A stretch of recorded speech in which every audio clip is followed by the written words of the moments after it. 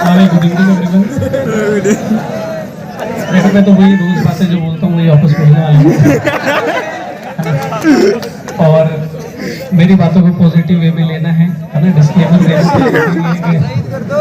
इसको negative way में बिल्कुल नहीं लें। आजकल के बच्चे बड़े कमजोर हैं। पॉजिटिव वे में बोल रहा हूँ, पॉजिटिवली इस बात को सुनना है। और जो हमारे पास अमूमन बच्चे आते हैं कि ये प्रॉब्लम्स है, उन प्रॉब्लम्स के ऊपर एक बार मैं बात करना चाहता हूँ। जब सारे एक साथ हैं तो बात हो जाए। सबसे पहले जो बच्चे आते हैं, अच्छे बच्चे, वो जिनका स्कोर 550 से ऊपर रहा है अभी नीट के अंदर, उनके सबसे बड़ी समस्या है कि सर काम बोरिंग लग रहा है। वही सब चीज पढ़ रहे हैं जो पिछली बार पढ़ा था और सेम एज इट इज पढ़ रहे हैं। अब बेटा नया सिलेबस तो कैसे लिए तो पढ़ना तो वही पड़ेगा अगर आपको डॉक्टर बनना है। हालांकि हर 15 दिन में हम याद दिला रहे हैं कि आप नहीं पढ़ रहे है ना, लेकिन फिर भी बच्चे हैं, बच्चे तो अपने हिसाब से ही सोचेंगे। उन्होंने सोच लिया कि साहब ये तो बोरिंग है। सोचो हम सभी मास्टरों के बारे में एक बार, ये जो टॉपिक पढ़ाते हैं, कितने बैचेस हैं, एक ही गीत है, सुबह से गाना चालू करते हैं, शाम तक भी गीत करते हैं। इसके पीछे लॉजिक है। देखो इंसान बहुत लालची आदमी है, उसके पास जब तक कोई लालच नहीं होगा वो कोई काम करेगा नहीं। ये फैक्ट है बेटा। लालच, मैं कह रहा हूँ मेरी बातों को पॉजिटिव वे में लोगे, सोच का फर्क है। लालच हमारे दो लालच हैं। एक लालच तो हमारे ये कि हमें इस काम में मजा आता है, इसलिए हम टीचर हैं, ये फैक्ट है, इसलिए हम सुबह शाम तक पढ़ा पाते हैं। दूसरा लालच तो आप जानते ही हैं, दुनिया है, समाज है, उनके साथ रहना है तो सारी चीजें करनी पड़ती है। तो ऐसे आपका भी एक लालच होना चाहिए। आपका लालच क्या है? आपका लालच है आपको डॉक्टर बनना है। तो ये एक पॉजिटिव वे में आप लेके, यार मैं हर नोट्स को, हर बात को, हर पॉइंट को इस तरीके से क्लियर कर लूं, बात बोरिंग नहीं लगे, इस तरीके से पढ़ लूं कि अब की बार जो क्वेश्चन आएगा मेरा फाइनल एग्जाम में, नीट के एग्जाम में, वो मतलब प्रॉब्लम नहीं आए मुझे अब की बार। जैसे मान लो कि मैं पिछली बार सेलेक्ट हो जाता कोई 610-20 नंबर पर, कोई दूर देहात में कोई मेडिकल कॉलेज मिल जाता। इस बार मेरे पास ये अपॉर्चुनिटी हो सकता है, ईश्वर आपके साथ है इसमें, और इस बार आप बहुत अच्छा करें और एम्स में पहुंचे। और कुछ बच्चे हैं बहुत अच्छा कर सकते हैं और कर भी रहे हैं माइनर्स वगैरह में, और उनको लगातार लगे रहना है। निरंतरता, कंसिस्टेंसी बड़ी जरूरी चीज। तो आप इसमें एक पॉजिटिविटी देखें कि हो सकता है कि आपका कोई साथी कोई दूर दराज मेडिकल कॉलेज में पहुंचा है, तो इस साल ईश्वर ने, आपके माता पिता ने आपको ये चांस दिया है, तो आप बहुत अच्छा करें और इस बार कोई अच्छे एम्स में आप पहुंचे, वहां से एमबीबीएस करें, क्योंकि ये जीवन भर आपके साथ टैग रहना है।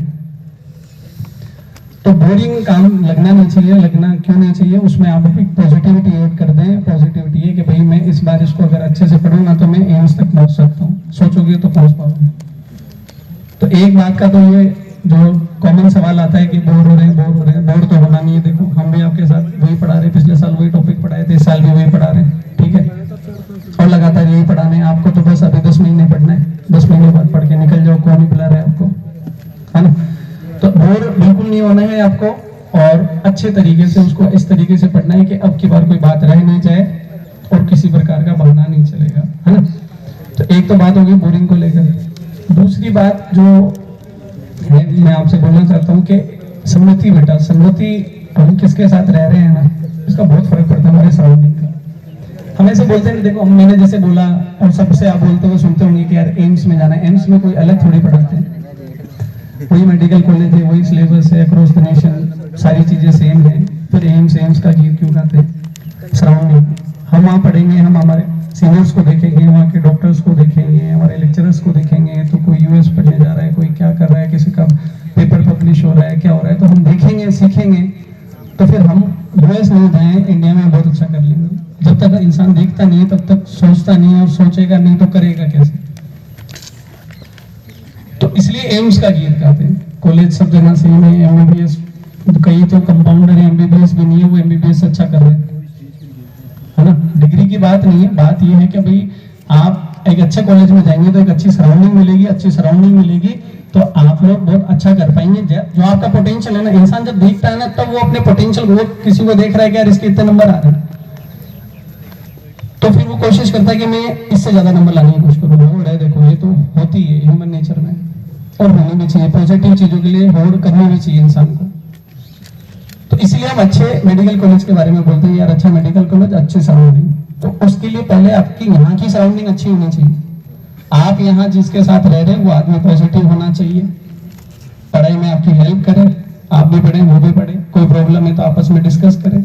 ये पॉजिटिविटी होनी चाहिए अपने सराउंडिंग में। ऐसा मतलब बेकार रूम पार्टनर आपका नहीं होना चाहिए, ये बिल्कुल मस्ट है। और अभी देख लो आपके पास टाइम है, तो एक अच्छा संगत बहुत जरूरी है। उस संगत का ध्यान रखें कि ऐसा इंसान हो जो खुद भी मोटिवेटेड रहे, हमें मोटिवेट करता रहे, और दोनों अच्छे तरीके से पढ़ाई करें, बढ़िया मेडिकल कॉलेज में आप पहुंचे।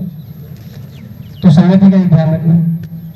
एक बात आती है पेपर को अटेम्प्ट करने को लेकर। पेपर को अटेम्प्ट करने को लेकर ये रहता है कि साहब आप अपने फेवरेट सब्जेक्ट से स्टार्ट करते हैं, बायो से करना चाहिए, आप जैसे भी करें उसके लिए कोई दिक्कत वाली बात नहीं है। बच्चे क्या होते हैं लास्ट आते सबसे इजी सब्जेक्ट वैसे ही सबसे लास्ट में करते हैं, तो वो लास्ट आते थक जाते हैं।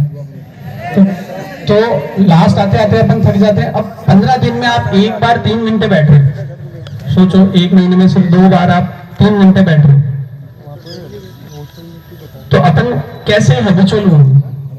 हम 30 दिन में सिर्फ 2 बार 3 घंटे बैठ रहे हैं पूरे कंसंट्रेशन के साथ में, तो कितने 10 महीने में आप कितने बार बैठ के लगा लो।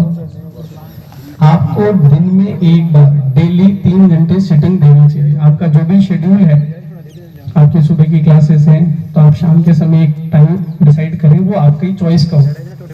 3 घंटे मेरे को बैठना है और हिलना नहीं, पढ़ाई करनी है।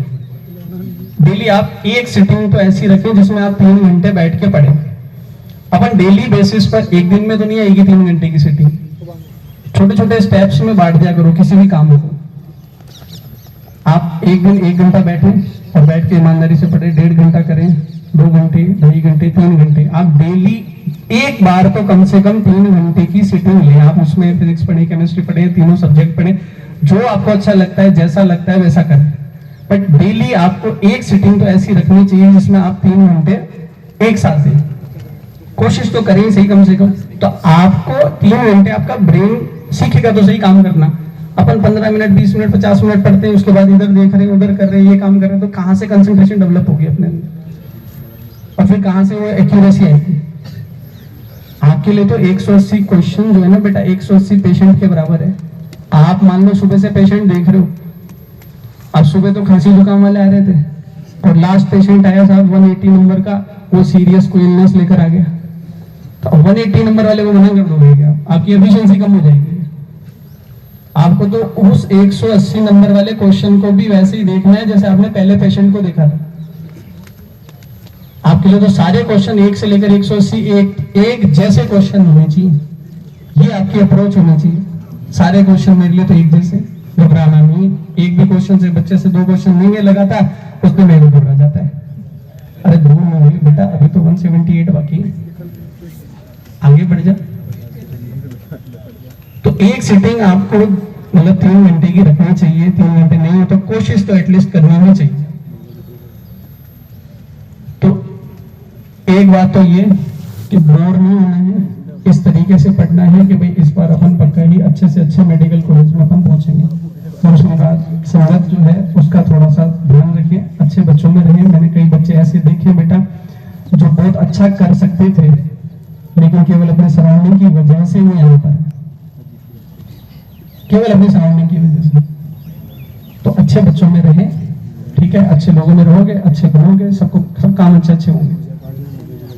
3 घंटे की एक सिटिंग आपको देनी है डेली बेसिस पर। आप उसमें मॉड्यूल लगाएं, कुछ भी करें, आप जो पढ़ना है वो पढ़ें। एक ही सब्जेक्ट नहीं कह रहा हूं मैं, जो भी आपको अच्छा लगता है वो करें। तो ये छोटे छोटे से काम हैं जिनको आपको करना है, और मैं कई बार बता चुका हूं कि भाई कैसे पढ़ना है, क्या पढ़ना है, वो बातें अपन डेली करते हैं, ठीक है। तो बस ये बात मेरे को आपसे बोलनी थी एक साथ। थैंक यू एवरीवन, और अच्छे से पढ़ाई करें।